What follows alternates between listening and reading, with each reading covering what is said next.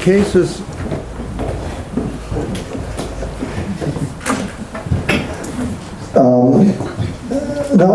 cases with severe self-mutilation. First of all, one has to differentiate the self-mutilating behavior of patients with borderline personality disorder from that of patients with narcissistic personality disorder. Generally, the narcissistic personality disorder patients have, as I mentioned, much more severe self-destructive features. Borderline personality disorder usually either burn themselves or cut themselves superficially, but without any real danger to themselves. And sometimes there is a kind of a discrete cutting that doesn't even leave scars. So whenever we see patients who have chronic self-mutilation, we look at the scars. We want to know, do they have significant scars? Are they deep scars, or are they really trivial? In terms of the structuring of the treatment, if patients self-cut or self-burn in a very superficial way, very often we simply interpret it as a symptom, but don't do anything to control it, because it doesn't seem to be important. And very often patients, when there's no external reinforcement and nobody's concerned about it, stopping that dramatized aspects of their behavior. If the self-destructiveness is more severe, then we use the usual approach of setting limit, in telling the patient this behavior cannot take place, and at the same time immediately analyze this behavior and the transference. My wife is not here. I hope she will not mind if I mention a patient of hers. She had a patient, a woman who was chronically cutting her vagina with a knife, with the development of severe infections, pelvic infections, and genital infections. And so this patient had a very sadistic mother who had been severely forbidding all her sexual behavior and punishing the patient for sexual escapades during her adolescence. So the treatment contract was that this patient was not cutting her vagina anymore. If she couldn't control it, or she had cut herself, she had to immediately go to see the gynecological surgeon to be treated, and with the indication whether she could continue functioning on an outpatient basis or not. As long as she fulfilled that condition and she came to the sessions with the authorization of the and having been seen by the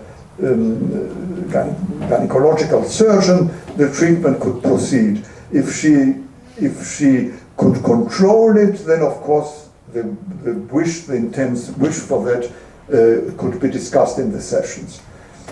The patient got enraged about this invasion, accused the therapist that the therapist wanted to humiliate her, expose her to those having to spread her legs so that all these male physicians could examine her genitals.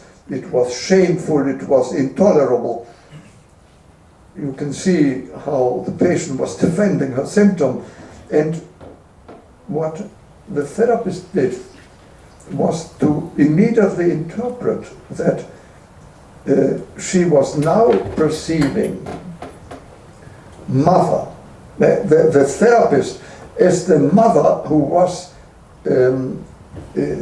attacking her sexuality, forcing her to exhibit herself shamefully to these leering men, while she was the victim of mothers mistreating her sexuality, while at the same time she herself was identifying with mother, who was doing the cutting and destroying her sexuality, while the therapist was the healthy part of the patient who was supposed to be helpless while the patient's genitals were being destroyed.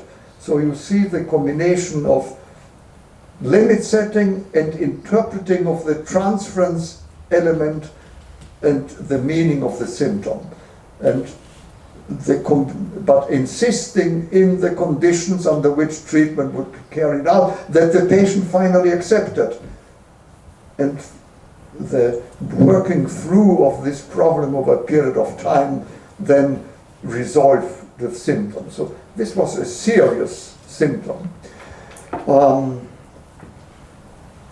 We had another patient who was cutting her arm, crisscrossing. She cut deeply in one direction and then she cut deeply across, kind of in a quadriculate fashion. The result was a total destruction of the forearm, so that the plastic surgeons were unable to intervene. The arm was just a fostering wound that had to be bandaged and chronically bandaged.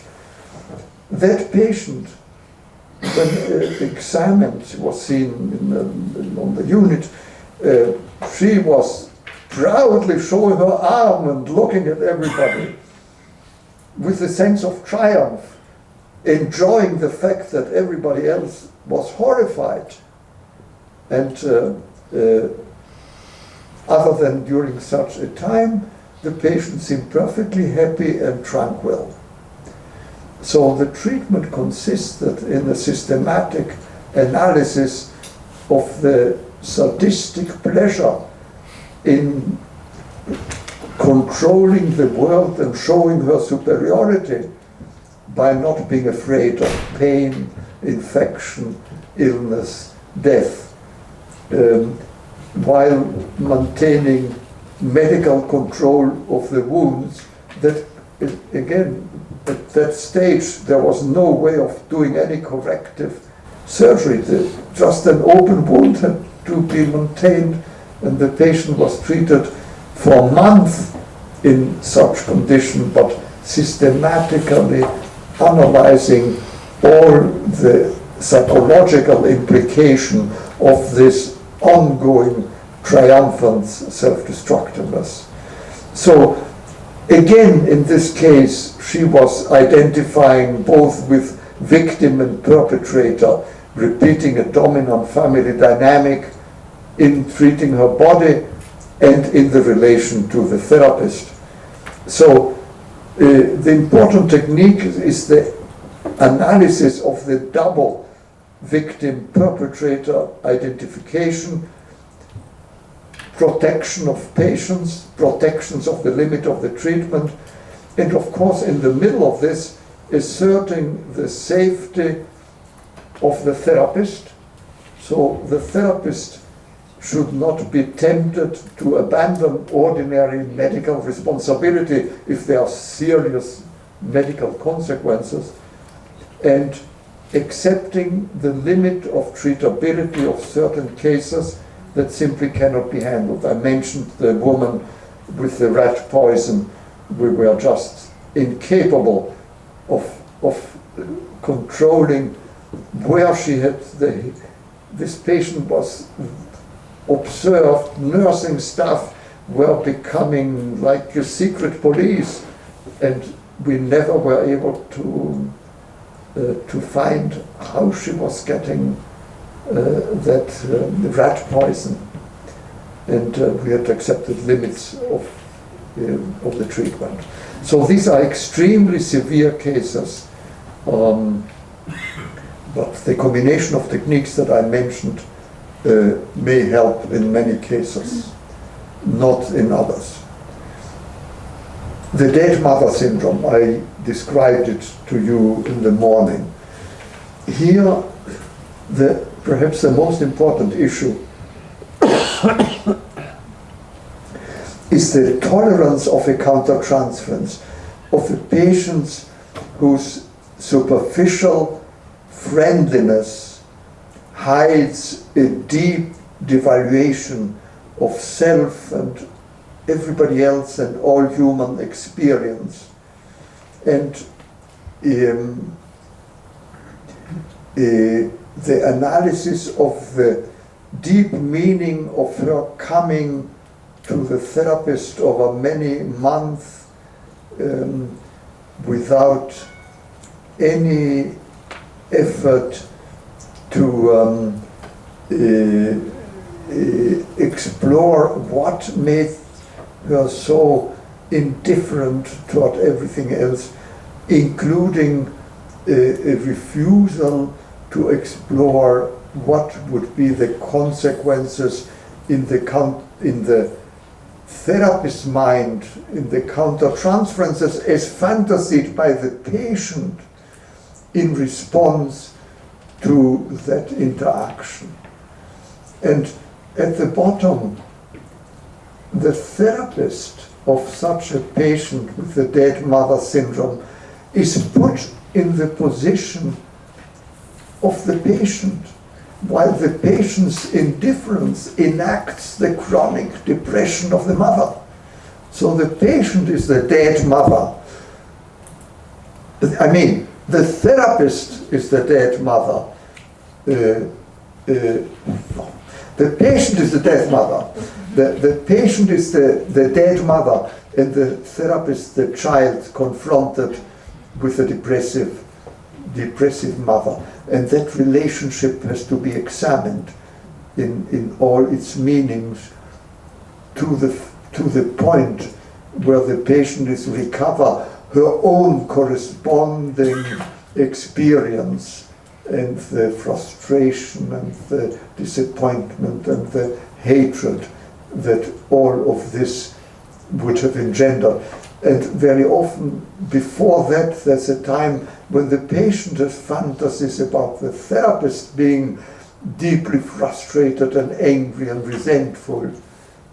So the therapist begins to project onto the patient begins to project onto the therapist what the patient has not been able to tolerate in the relation with her own mother. So it is working through of the dead scene that is the treatment situation, parallel in working through with the therapist, within the therapist, of the countertransference with being with such a dead patient in front again and again and again and again. Patients with antisocial behavior.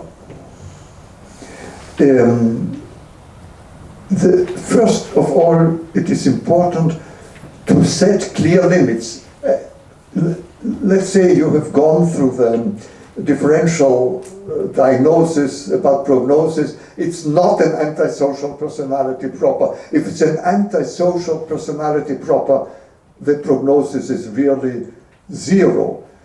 And I don't have time to go through the literature and the empirical effort to try to treat these patients. It is a major unresolved challenge. You will find research showing that antisocial behavior in children can be treated and improved. That is true because there is no good differential diagnosis done between the antisocial behavior in the antisocial personality proper and all the other syndromes, so that it looks better than the situation is.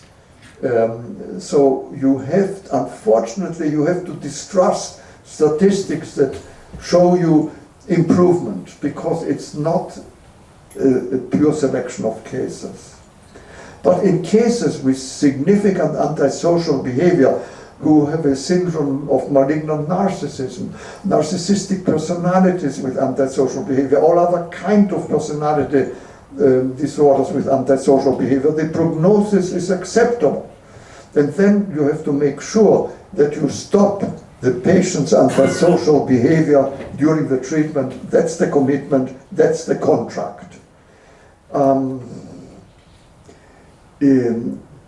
Sometimes there are extremely difficult decisions because you can't really make the differential diagnosis accurately.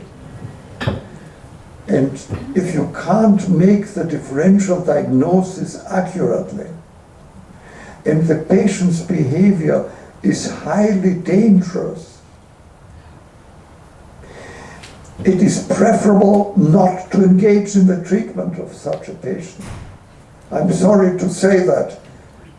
Therapists should not be heroes, but realistically treat patients who can be treated. I think it's an important limitation of our profession. We have to accept unacceptable cases, and that sometimes we can't accept responsibility.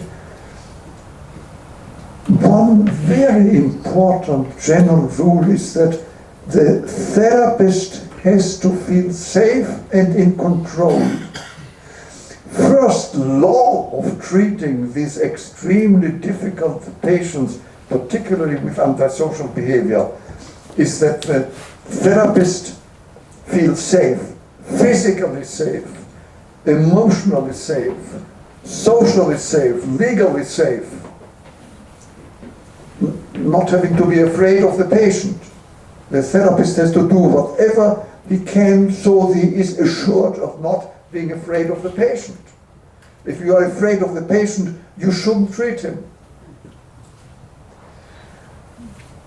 And second, whenever there is a threat to therapist and patient and other people, first law of the therapist, his own safety. Before the safety of the patient comes the safety of the therapist. It's like in the airplanes.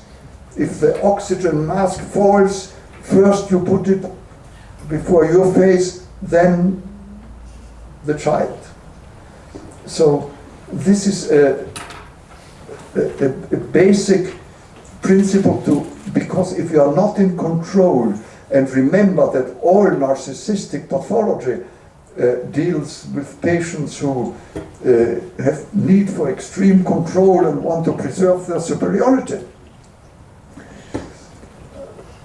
Let me give you an example.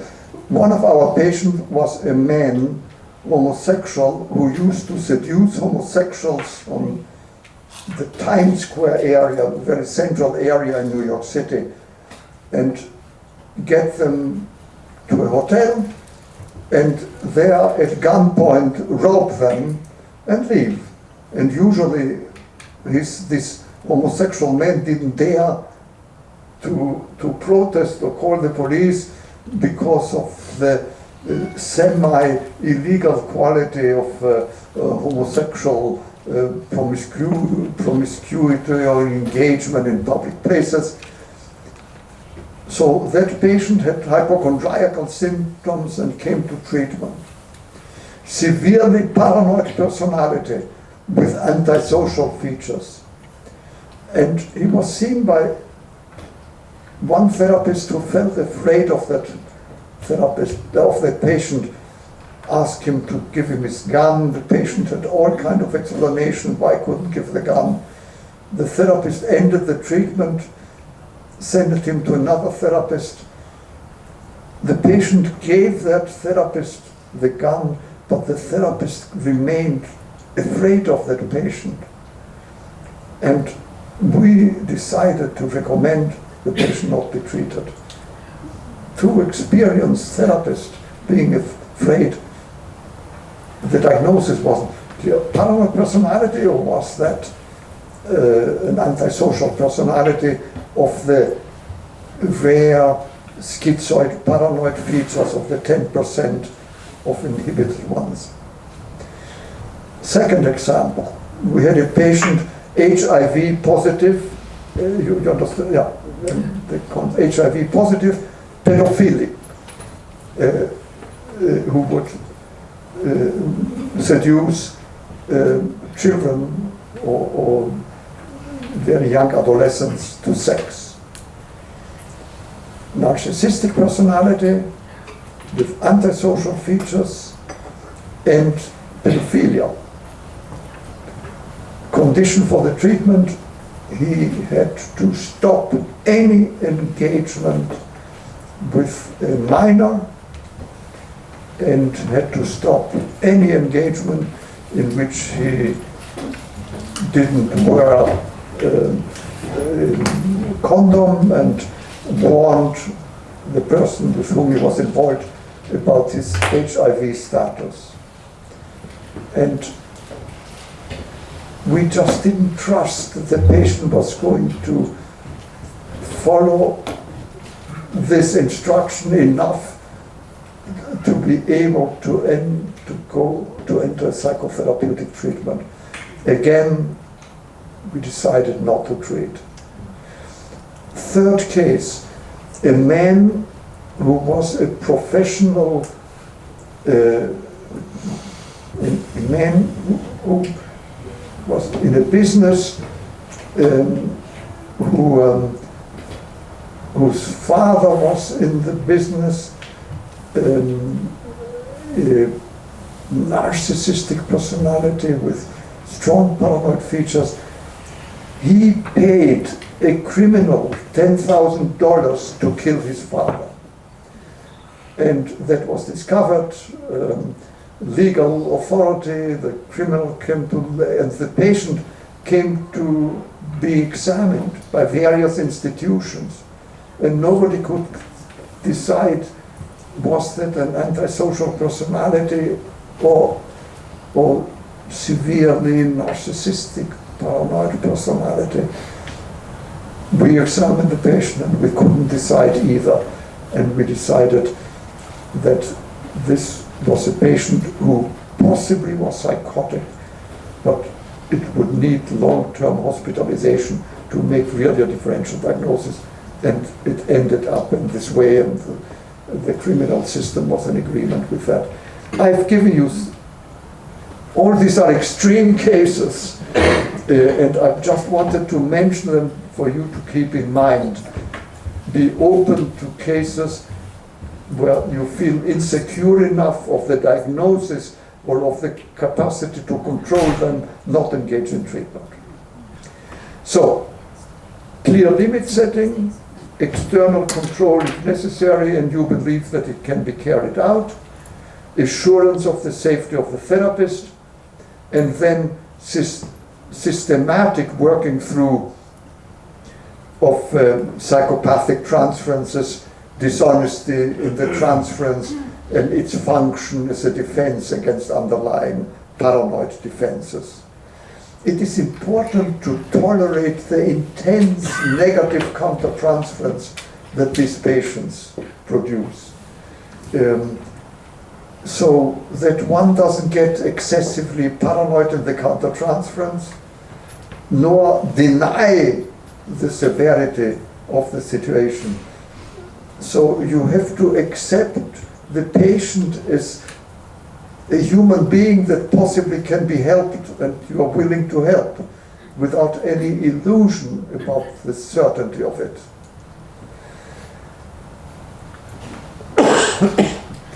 One important antisocial feature is the use of sexual seduction as a way of destroying the treatment. This is an important aspect of violation of professional boundaries. You must be familiar with the fact that severely narcissistic therapists are tempted to get involved sexually with their patients. the large majority of involvement of therapists, sexual involvement of therapists with patients, is narcissistic therapists with masochistic patients. A small proportion are masochistic therapists with narcissistic patients who seduce the therapist, and the therapist becomes a victim of the patient's efforts to destroy the treatment.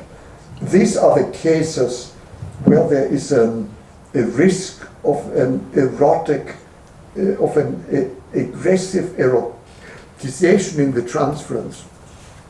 Sometimes it's so obvious and so infiltrated by aggression that it's really no danger for the therapist. I don't know whether I mentioned to you the case we had of Dr. Yeomans, one of our most experienced authors and therapists, a patient who insisted that she had to kiss him and tore off his shirt and started to kiss him while the video was running. That is not a sexual seduction.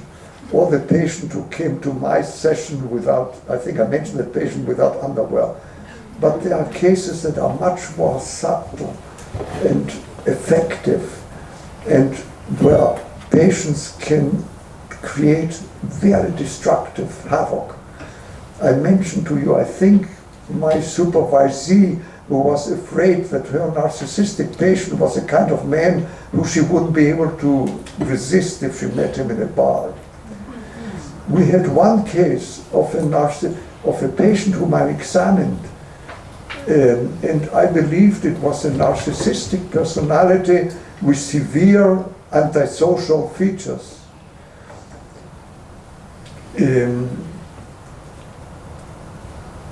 This patient was treated by an experienced masochistic therapist. The patient started out the treatment in the hospital. She left the hospital, continued the treatment with the therapist, called him one night because she had terrible problems, and in short, she managed to seduce him and got involved sexually with the therapist. This patient had a lesbian relationship with another woman. This patient committed suicide a few weeks later, left in her diary information about all the sexual interactions with the therapist and sent it to her lesbian friend, who was enraged, of course, blamed the therapist, started the legal process. I was medical director those times. We had to dismiss the therapist, reorganize the section. The entire hospital was internal.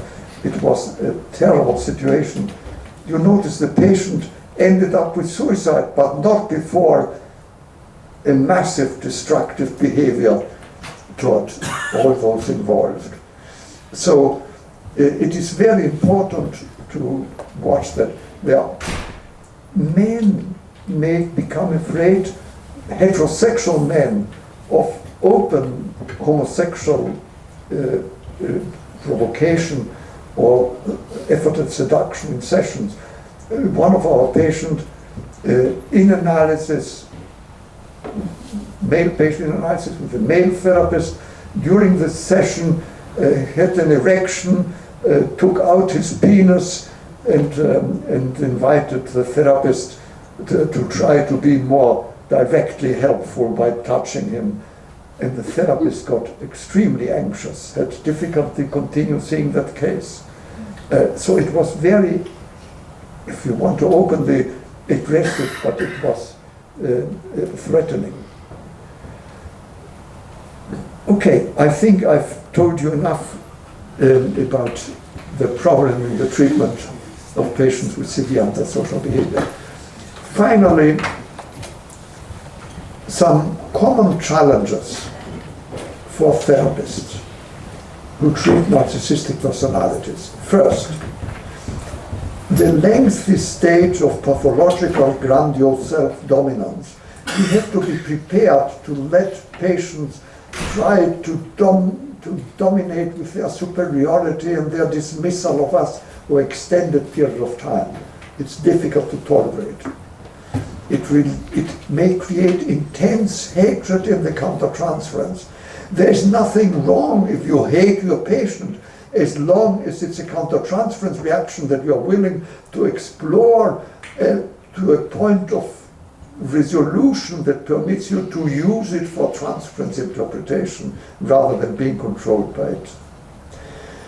It is important in all those cases to scan continuously what's going on in their external reality, because severe acting out may occur in other areas regarding love and sex, work and profession, social life, and destructivity in all those areas. And finally, these patients tend to have a destruction of time, by which I mean that the narcissistic grandiosity makes them feel that they are going to live eternally. Time doesn't pass by. They don't need to be concerned about aging, death. They'll keep themselves eternal in the way they are, and they may communicate that in their behavior in the treatment and see endless triumph over the therapists over months and years as a sufficient life goal to continue in treatment. Treatment itself becomes a defense against changes in life. So one has to watch that. I have a note here about the diagnosis in DSM-S, and it's basically all right in terms, it's stressing the impairment in self functioning, problems in identity, in self-direction, impairment in personal functioning, lack of empathy, lack of intimacy, and pathological personality traits, particularly grandiosity and attention seeking. But you can see that it's a very superficial description that misses the particular type of self-structure, the pathology of envy, the different types, the antisocial feature, but at least it recognizes for the first time subjective experience as part of the diagnosis of a personality disorder. For many, many years, nobody gave a damn about the subjective experience of these patients. And in that regard, there has been improvement and progress. Thank you for your attention.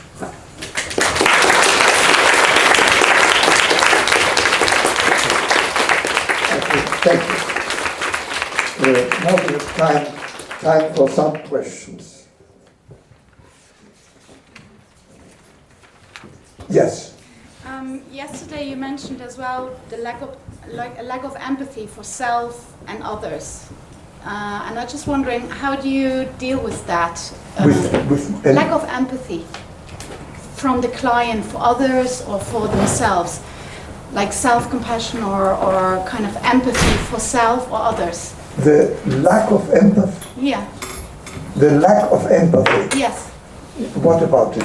So I was wondering that you said that would be a trait that you would see as well in clients that come and see you. So I was wondering, how do you deal with that? How do you work with that? Well, the lack of empathy is a consequence of the internal destruction or unavailability of the internalization of significant others. A dismissal of others except as sources of admiration and gratification. So you can't deal with that directly, but by analytically dissolving the pathological grandiose self and bringing out in the open the deep conflicts. So as a result of that, empathy can be restored. I mentioned that case who destroyed his marriage and had his wife have sex with 5 men, zero empathy, who as consequences of the treatment, retrospectively developed some understanding of her and the capacity for empathy now that he understood what his problem had been and how it had destroyed his capacity to relate to people. So there is no direct treatment of lack of empathy, but you have to transform deeply that structures. It's a consequence of the treatment. Yes, sir. I was wondering, you were talking about countertransference reactions, and one of those things you were mentioning quite several times today and yesterday was that one had to tolerate one's own countertransference reaction. And as I got it, that involves that one has to be quite honest with oneself, that the therapist has to be capable of seeing his own or her own reaction. So I was wondering, you mentioned supervision yesterday. I was wondering, how is your take on training therapy or training analysis? Yeah. I think that it is ideal when psychoanalytic psychotherapists have themselves an experience of psychoanalytic psychotherapy or psychoanalysis. It is not indispensable. There are some people who have a tremendous capacity for empathy and for psychological understanding and self-reflection. Other people have very little of it. People who have very little capacity for self-reflection certainly should have a period of psychoanalytic psychotherapy or psychoanalysis. Other than that, they won't be able to treat these patients. You raise a very important point. The need for the therapist to really acquire a self-awareness which exceeds that used in ordinary social life. And that requires ideally training in a psychotherapeutic experience or a personal analysis. Not everybody needs it. There are some people who are excellent therapists without any treatment ever in their lives. I have seen them. But men in majority really require that kind of experience. Yes, sir. Narcissism isn't exactly a word associated with a lot of positive emotions. Do you have any tactical tips regarding how to deliver the diagnosis? How patients should live with the diagnosis? No, delivering, communicating the diagnosis. I communicate to the patient what I think they are able to understand. And I'm very direct with patients. Patients who have no psychological knowledge whatsoever, I tell them, I think you have a severe personality disorder. What's a personality disorder? It is a lack of good integration of one's self-concept and serious difficulties in the understanding of other people, which seriously interferes with intimate relation, with work relation, with social life, and you need a treatment for that. That would be the simplest explanation. If somebody is sophisticated, said, okay, I have a personality disorder, what kind do I have? I ask the person, I find out what is your knowledge about personality disorders, and if let's say it is a psychologist who says, so what diagnosis do I have? I tell him, if you had a patient with such and such and such characteristics, what's your diagnosis? And he would say, that's a narcissistic personality. I say, I agree. So I adjust, but I try to be as honest as I can within the knowledge of, to avoid that what I'm saying is misinterpreted in some conventional direction.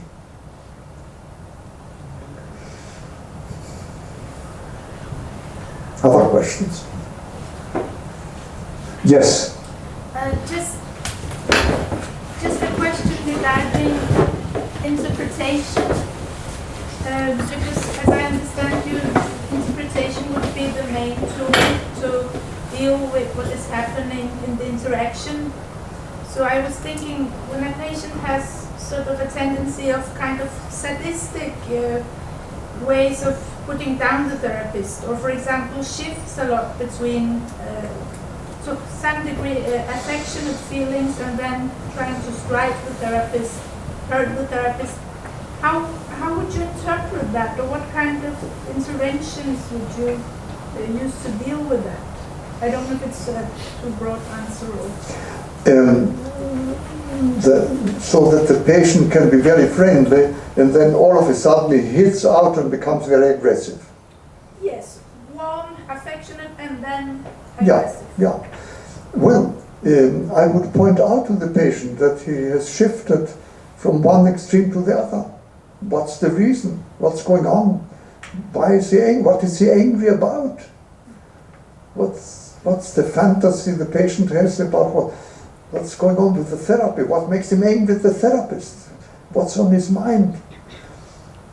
If the patient was very friendly and then he has to hit the therapist, he may feel the therapist feels superior because he likes the therapist and he has to tell the therapist that's not at all true.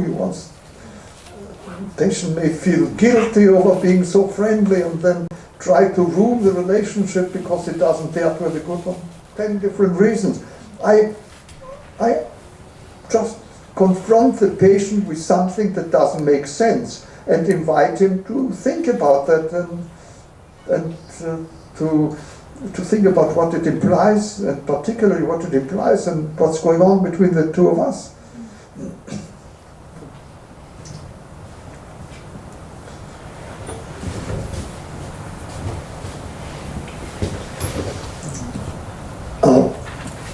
Yes. I have another question concerning session frequency. You were saying that the transference-based treatment has twice a week sessions.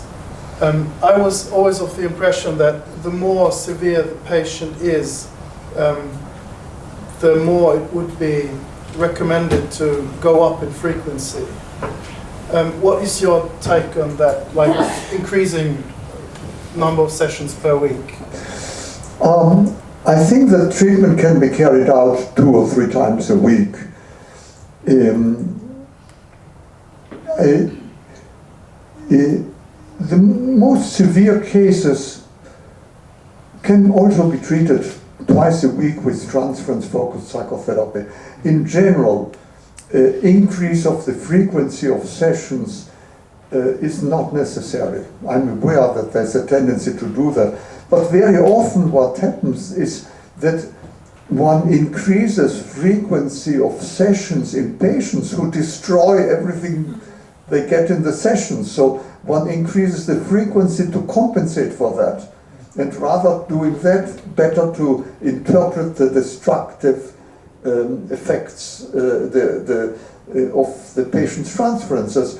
So we always are interested what happens after the session with what the patient learned in the session. What is the patient doing, if anything, with narcissistic pathology particularly? What remains and what consequences does it have? And so dealing with self-destructive devaluation of the session is very important in such cases. There are some cases where an increase of frequency to 3 sessions a week might be helpful, not more than that. In the cases where a patient says, I had to see this patient 6 times a week, that hasn't been handled right. Regarding psychoanalysis, by the way, you know, the psychoanalysts fight among each other what's the ideal frequency. The French say 3 times a week, the Americans 4 times a week, the British 5 times a week. I think that there is no real empirical study practically And this is the conclusion that now the International Psychoanalytic Association is coming to. Psychoanalysis can be carried out between 3 and 5 sessions. The ordinary, usual case, 3 sessions is sufficient. Narcissistic pathology, in analysis, 4 sessions a week. In alternative, patients who can't come forward, they live too far. It's to have 2 double sessions may be sufficient. Excellent for both TFP and psychoanalysis when there's distance or other difficulties. It is not orthodox, but it's done more and more, particularly in enormous countries where patients to get to therapists have enormous distances. In Brazil, the distance is just extraordinary.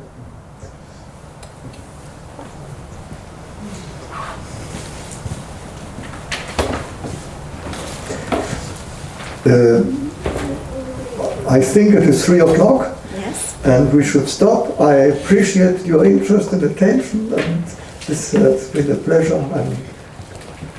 Dr. Kernberg, we just want to, as a thank you for this amazing 2 days with the extreme richness and clarity, we just want to give you a little something to thank you. And we also look forward to learning more about your personality this evening. Thank you very much. Thank you.